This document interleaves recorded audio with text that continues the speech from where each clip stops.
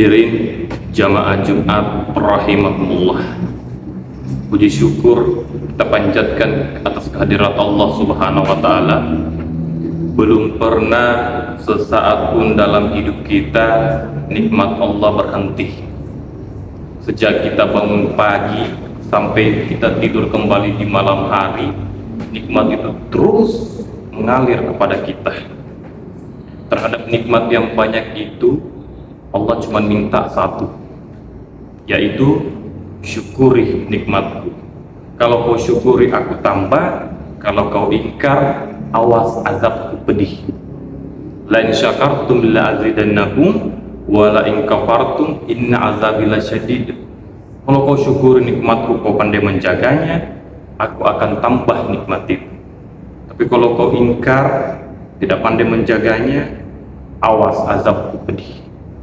Bagaimana mensyukuri nikmat Allah? Tidak cukup dengan mengucapkan Alhamdulillah, tidak cukup hanya lewat lisan, tapi kita syukuri dengan perbuatan, yaitu mengisi hari-hari kita dengan amal soleh. Itu syukur. Kemudian selanjutnya salam dan salawat atas junjungan Nabi Allah Muhammad SAW, Nabi yang membawa kita dari alam kegelapan menjadi alam yang terang benderang.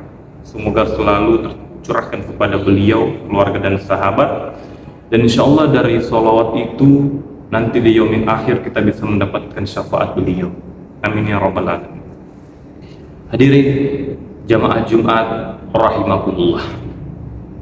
Salah satu rukun iman dalam agama kita, yaitu kita meyakini, kita mengimani bahwa akan adanya hari kiamat. Akan terjadi hari kiamat, hari di mana semua manusia yang hidup akan mati, hari di mana gunung meletus, air laut tumpah ke daratan, bumi bergejolak, lalu semua yang tadinya mati lalu dibangkitkan oleh Allah. Kemudian akan ada namanya hari pembalasan, hari perhitungan. Nah, dikala hari itu semua orang panik. Orang panik. Mengapa? Mereka panik karena akan dimintai pertanggungjawaban oleh Allah Subhanahu wa taala terhadap apa yang telah dia lakukan selama hidupnya. Disitulah nanti kita akan diminta pertanggungjawaban oleh Allah. Jadi semua sibuk memikirkan dirinya sendiri.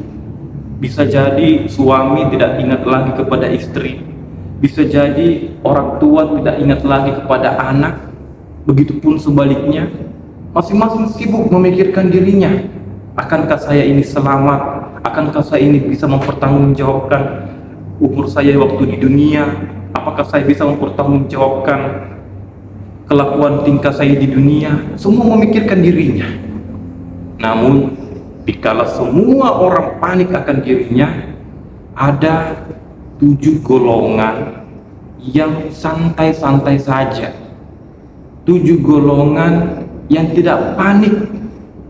7 golongan apa itu? 7 golongan inilah yang mendapatkan syafaat langsung dari Allah Subhanahu wa ta'ala. Masya Allah. Semoga kita nanti masuk dalam 7 golongan tersebut. 7 golongan yang mendapatkan syafaat di yaumil akhir nanti. Syafaat, tidak ada lagi syafaat selain syafaat dari Allah Subhanahu wa ta'ala. Sab'atun yuziluhumullahu yawma la zilla illa zillu. 7 yang mendapatkan syafaat dari Allah. Apa itu? Siapa itu? Yang pertama, pemimpin yang adil. Yang mendapatkan syafaat pertama adalah pemimpin yang adil. Mengapa pemimpin yang adil? Karena pemimpin yang adil semasa dia berkuasa di dunia, itu dia menaungi banyak orang, menolong banyak orang. Nah, ketika di akhirat kelak, buah daripada keadilannya di dunia, dia pun juga mendapatkan naungan langsung dari Allah Subhanahu wa ta'ala. Masya Allah. Toh sebaliknya, kalau pemimpinnya zalim, sungguh celakalah dia. Nah, Pemimpin yang adil itu adalah pemimpin yang melayani umat, Pak. Nabi katakan, Sayyidul Qaumi khadimuhum. Pemimpin suatu kaum adalah pelayan kaum tersebut. Jadi pelayan, Pak. Jadi salah kita kalau menganggap pemimpin itu adalah bos. Salah kita kalau pemimpin itu yang mau dilayani. Tidak begitu, Pak, pemimpin. Pemimpin itu jalan susah. Dia yang harus melayani rakyat, harus memperjuangkan kepentingan rakyat. Itu pemimpin, Pak. Bukan malah pemimpin itu dia dilayani oleh rakyat, dibiayai oleh rakyat melalui pajak dan sebagainya. Tidak begitu pemimpin, Pak. Jadi kalau mau jadi pemimpin, jangan pernah berpikir untuk nikmat, enak. Tapi pemimpin adalah bagaimana dia berbuat adil, berbuat amanah, menaungi umat dan rakyatnya. Itu pemimpin yang adil. Terus yang kedua yang mendapatkan syafaat dari Allah adalah anak muda yang tumbuh dalam ketaatan. Kenapa dikatakan anak muda? Kenapa bukan orang tua? Ini karena faktor psikologis, Pak. Faktor psikologis. Lihat, kalau orang tua yang rajin ke masjid itu biasa, Pak. Ada kakek-kakek, nenek-nenek umur 50-70 tahun rajin ke masjid, itu biasa. Karena kalau dia sudah tidak rajin ke masjid umur segitu, apa yang dia mau bekalkan untuk matinya nanti, untuk akhiratnya nanti? Tapi ini anak muda, di usianya yang masih muda, darahnya masih membara, masih banyak keinginan yang dia lakukan. Tapi itu semua keinginannya itu disalurkan dalam bentuk ketaatan kepada Allah Subhanahu wa Ta'ala. Masya Allah, anak muda yang tumbuh dalam ketaatan, itulah juga nanti yang akan diberikan syafaat oleh Allah Subhanahu wa Ta'ala. Kemudian yang ketiga adalah orang yang memakmurkan masjid. Memakmurkan masjid, berpikir bagaimana hatinya itu selalu condong ke masjid, memikirkan bahwa masjid itu harus diisi oleh umat, menghidupkan masjid. Nah, kadangkala di lingkungan kita, Pak, kita itu gampang bangun masjid, tapi hanya bentuk bangunan saja. Setelah dibangun, selesai, hanya diisi sholat saja, sholat wajib. Tanpa itu tidak diisi lagi program-program apa segala macam. Padahal yang namanya masjid itu sebetulnya itu pusat kegiatan umat, Pak. Pusat kegiatan umat. Nabi memulai strategi dari membangun negara itu dari masjid. Dari masjid beliau bermusyawarah, dari masjid beliau mengatur strategi. Terus pusat kegiatan umat. Masjid dan manusia itu ibarat ikan dan laut, tidak boleh pisah. Kapan ikan itu sudah pisah dari laut, maka ikan itu siap-siap mati. Begitulah umat muslim tidak boleh terpisah daripada masjid. Yang mendapatkan syafaat inilah dia memikirkan bahwa masjid itu harus ramai, harus diisi dengan program-program yang menyentuh dan berguna bagi umat dan masyarakat. Nah, kemudian yang keempat adalah yang mendapatkan syafaat adalah dua orang yang bertemu dan berpisah karena Allah. Bertemu, dia berpisah karena Allah. Jadi dia berteman, dia bersahabat, itu diikat oleh persahabatan, pertemanan lillahi ta'ala, karena Allah saja. Jadi kalau kita berteman itu, Pak, harus karena Allah. Jangan kita berteman karena maksiat. Wah, saya sih tidak mau mabuk, tapi tidak enak diajak sama teman. Ya, enggak apa-apalah 2-3 minum, 2-3 gelas. Na'udzubillah. Wah, saya sih, Pak, tidak mau lagi pergi ke diskotik, cuman tidak enak, Kak. Nah, panggil Kak temanku. Wah, itu namanya berteman bukan karena Allah. Jadi mulai sekarang tanya teman kita, tanya sahabat kita. Kalau kau berada di jalan Allah, maka kita akan lanjut bersahabat. Tapi kalau keluar kau di jalan Allah, maka sampai disinilah persahabatan kita.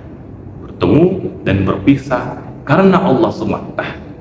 Nah, ini yang keempat. Terus yang kelima, hadirin sekalian, yang mendapatkan syafaat dari Allah, dia orang yang menyembunyikan sedekahnya.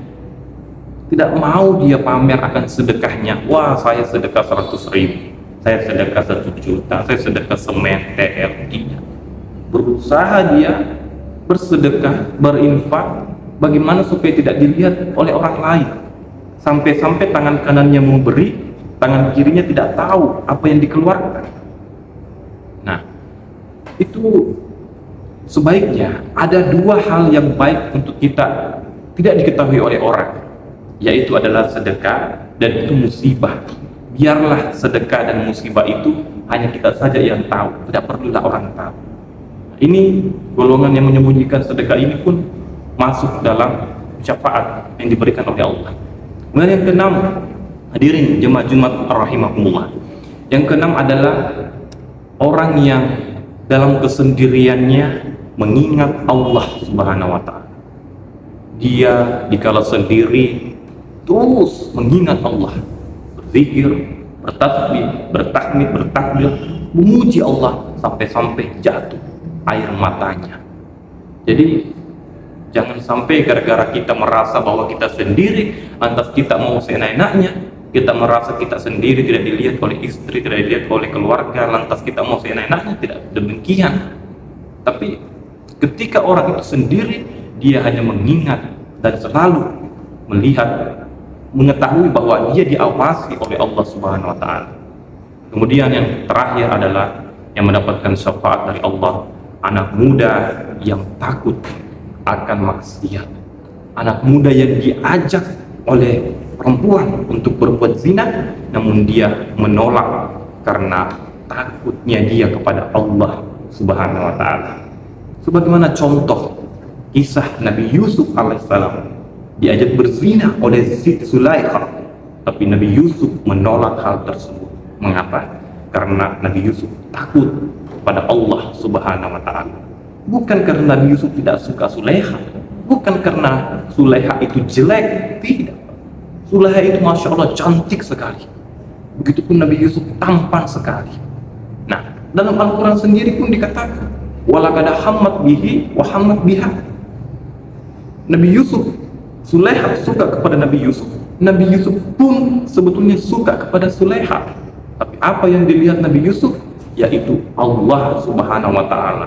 Dia yakin, Yusuf yakin bahwa yang berzina itu dilarang oleh Allah. Makanya dia menolak ajakan Zulaikha. Masya Allah. Hadirin jemaah Jumat rahimakumullah. Inilah 7 golongan yang nantinya akan mendapatkan syafaat langsung dari Allah Subhanahu wa taala. Semoga kita bisa masuk dalam golongan ini. Barakallahu li wa lakum fil Qur'anil azim wa nafa'ni wa iyyakum bima fihi minal ayati wa dzikril hakim. Wa taqabbalallahu minni wa minkum tilawatahu innahu was-sami'ul alim.